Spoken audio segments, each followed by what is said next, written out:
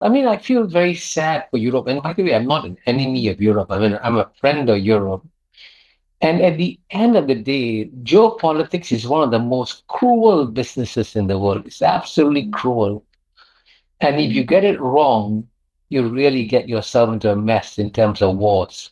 And frankly, the Ukraine war was eminently avoidable. You know, in the 1990s, you go back and check some of the leading voices in the Western world, including, for example, George Kennan, the man who was the architect for United States victory in the Cold War. He said, why are you expanding NATO? You're going to humiliate Russia. And at some point in time, Russia will react. And then you say how evil the Russians are, how terrible the Russians are. George Kennan said this in an interview with Tom Friedman in 1999. And it's just plain common sense to everybody. And have you noticed one fact? The Europeans keep saying, hey, what the Russians are doing is terrible. They've violated international law. We must impose sanctions on them. And they impose sanctions on Russia. And you know what?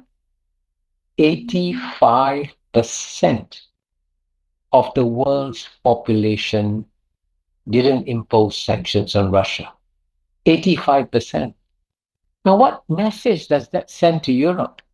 It sends a message which the president of Brazil has sent. You cannot just blame Russia for this war. Ask yourself how you were responsible and what could you have done to prevent the war. And as you know, as lately as 2014, Henry Kissinger proposed a formula in the Washington Post saying, okay, let's allow Ukraine to grow and develop as a sovereign country. Let's allow Ukraine to join the European Union, but let's give a commitment that Ukraine will never join NATO. And that commitment was never given. So there are many means in which the war could have been avoided.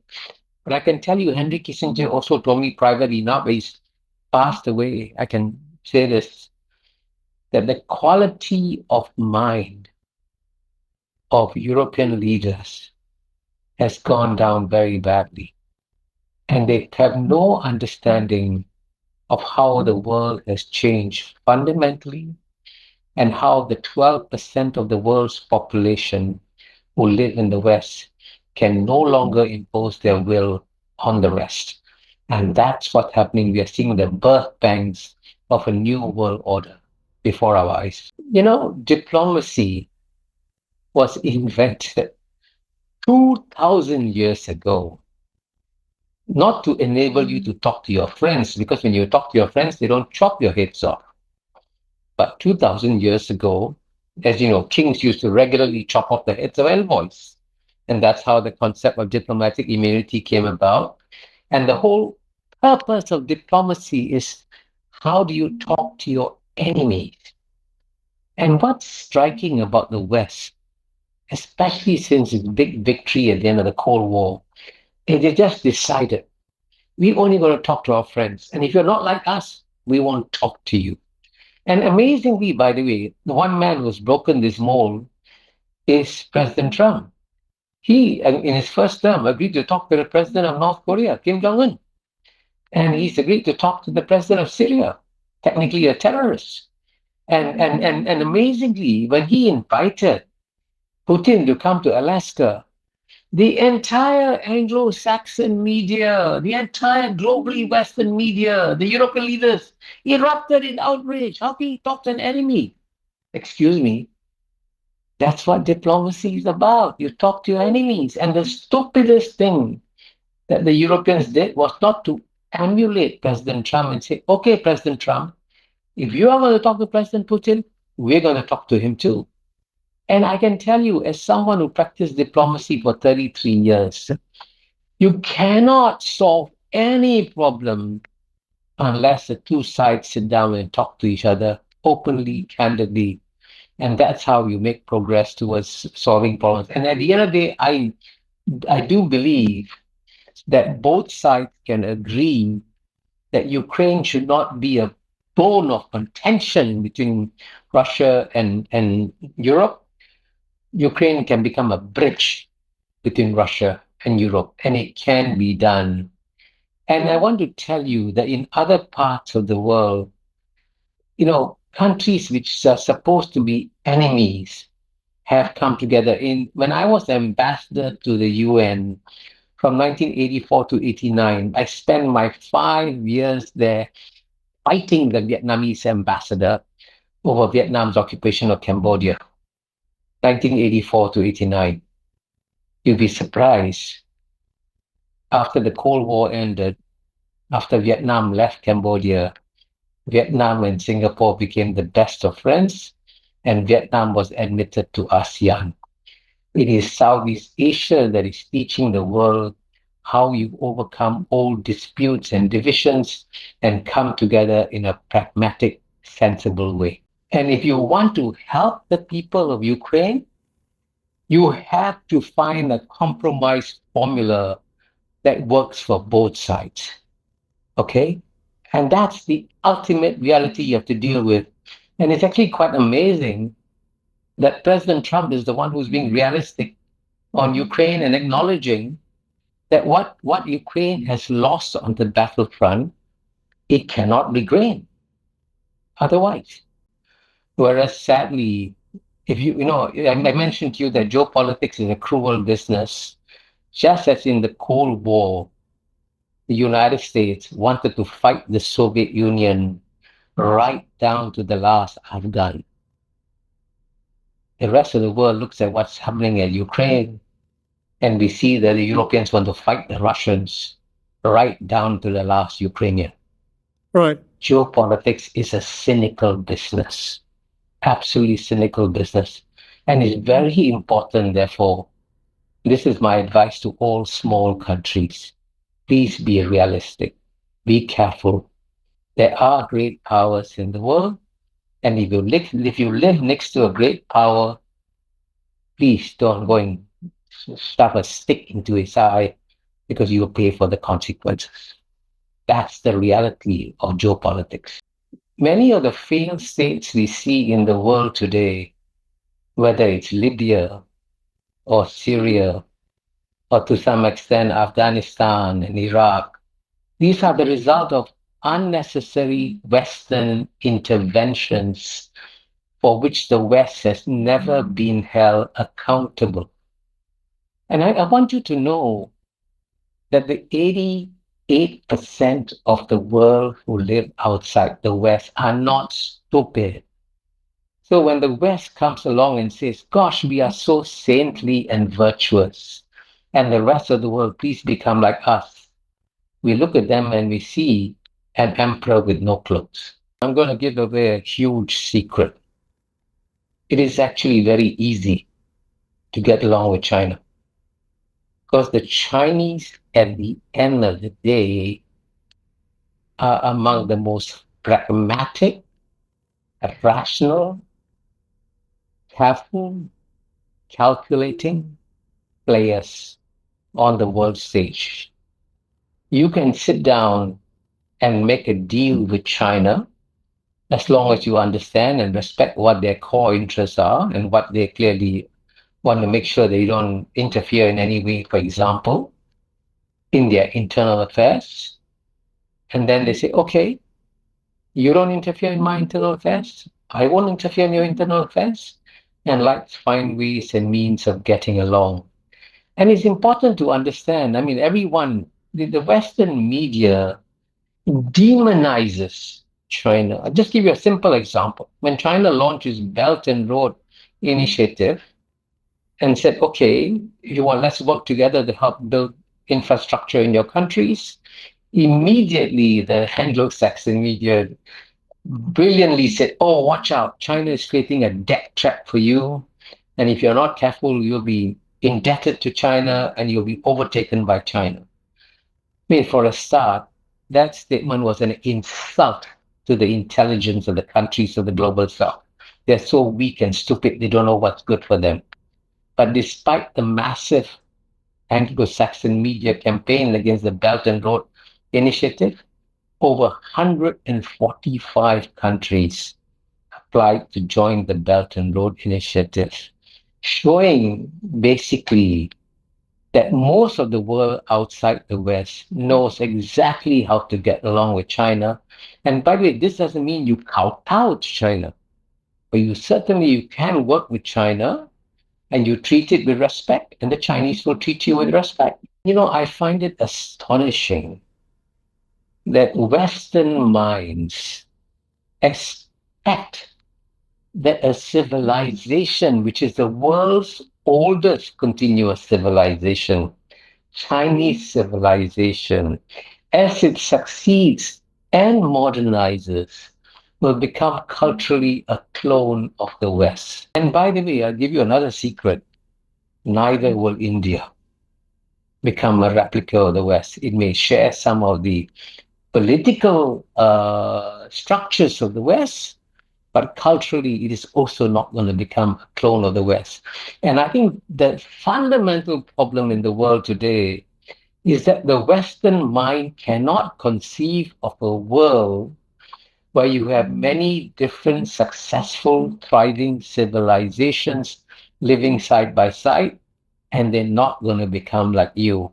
And I can also, by the way, give you 100% guarantee that Islamic civilization will never become westernized. So at the end of the day, it's time for the Western mind to wake up and accept the new reality of a very different world in the 21st century. It's a part of the world where among 700 million people, there are 250 million Muslims, 150 million Christians, 150 million Buddhists, Mahayana Buddhists, Hinayana Buddhists, and you have Taoists, Confucianists, Hindus, and lots of communists too. And that part of the world is Southeast Asia. Now, if you really believe that all these religions and civilizations can't get along with each other, ASEAN or Southeast Asia should be seeing continuous conflict between the different cultures and civilizations. Instead, ASEAN has become an oasis of peace. Yeah, we have skirmishes from time to time between Thailand and Cambodia or the borders of Myanmar, but by and large, we have had no major wars in Southeast Asia. So I can tell you this, the Western mind has got to accept and treat other civilizations with respect rather than with condescension, and to stop believing that we reach the end of history and that the rest of the world is going to become like the West. Because if only Francis Fukuyama had changed one word in the title of his essay and called it the return of history, then he would have got it dead right. And there will always continue to be problems, bilateral problems. But the question is, how do you manage them? And the big genius for most of Asia, leaving aside West Asia and the Middle East, is that there have been no major wars in East Asia. I mean, yes, there have been skirmishes within India and Pakistan, between Thailand and Cambodia, and then maybe between Philippines and China, in the South China Sea, but no all-out war. And that's actually very, very important, because at the end of the day, among Asians, there is a very pragmatic culture which says, hey, we are different, but we have to get along. We'll treat each other with respect and find ways and means of getting along with each other. And that's why basically the Asian region is going dramatically. I mean, just to give you one statistic to illustrate how the world is changing. In the year 2000, when the 21st century opened, the entire GNP of the European Union combined was 8 times bigger than China. Today, they are about the same size. And by 2050, Europe will be half the size of China, right? These are the fundamental structural changes that are happening within Asia.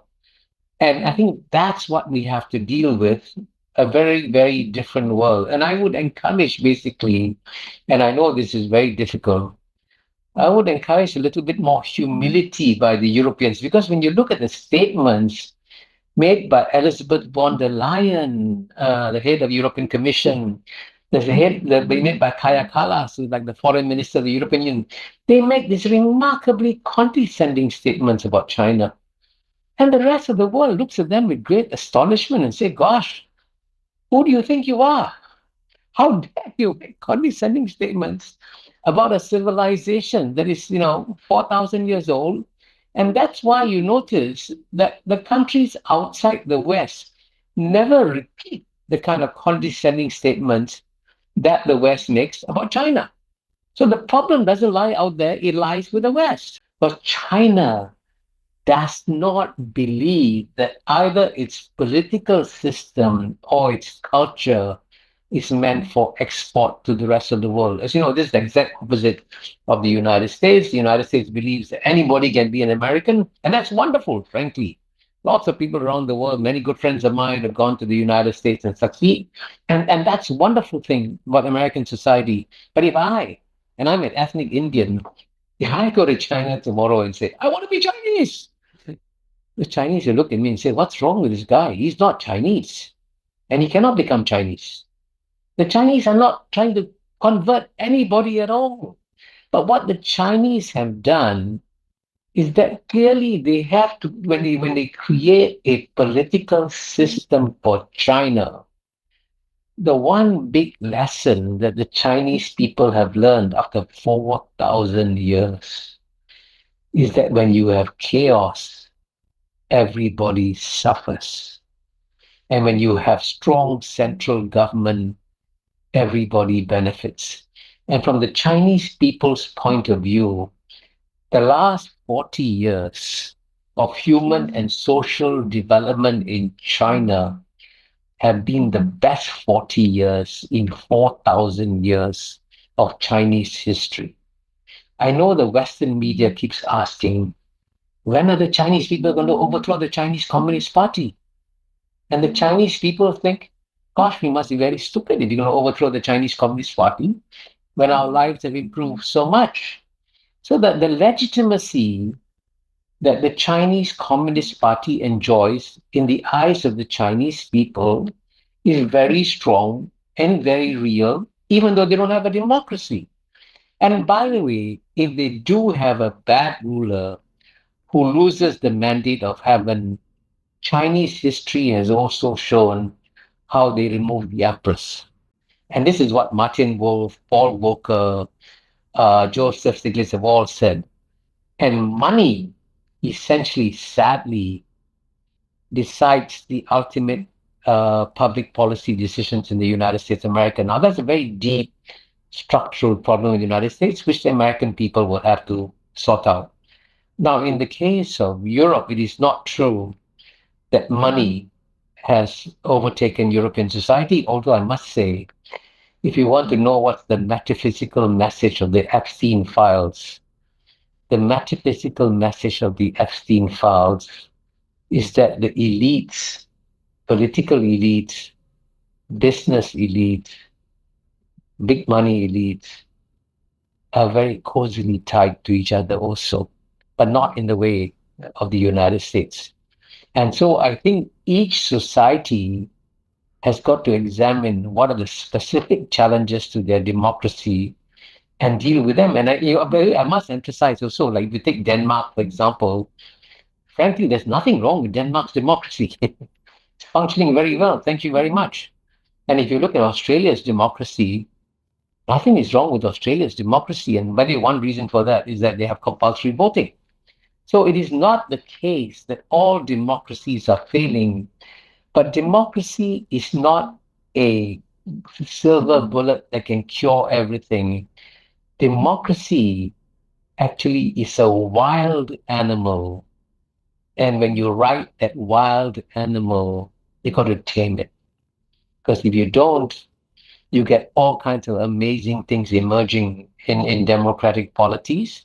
And by the way, the person who warned us about this happened to be Plato over 2,000 years ago.